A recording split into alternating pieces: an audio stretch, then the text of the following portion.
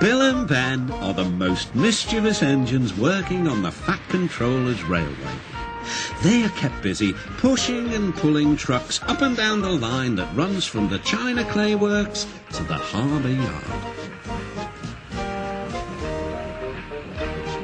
They like to have fun together and often play tricks on the workmen. But sometimes their teasing ways can get them into trouble. One morning, the Fat Controller came to see them. Important goods have arrived in the big yard, Bill and Ben. I need you to help the other engines. "Oh, yes, sir, of course," replied the twins. They set off happily on their important mission. BoCo was resting in the yard when suddenly he heard a pair of familiar whistles.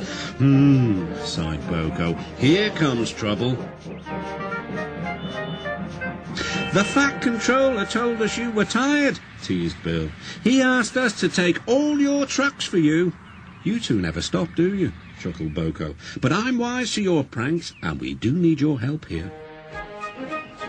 The twins were soon busy pushing and pulling the heavy trucks into place.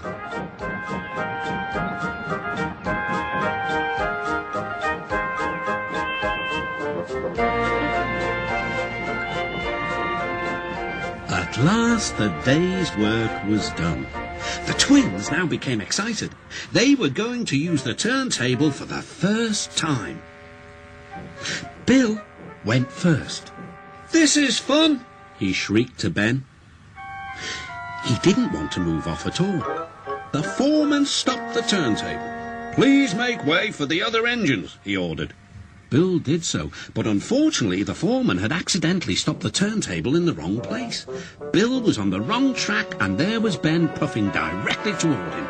The engines came to a grinding halt. They gazed grimly at each other. "I was here first," said Bill. "But you're in my way," protested Ben. "You'll have to back up again." "I won't." "You will." "I won't." The Fat Controller came to stop the noise. "If you don't behave, I shall not allow you here again." The next day, Ben was still grumpy. "That Bill, imagine getting in my way on the turntable. He's a really silly engine." "The way I heard it," sighed BoCo, "it sounded like you were both to blame." "Pho, you must have heard it all wrong." The twins grumbled about each other all day.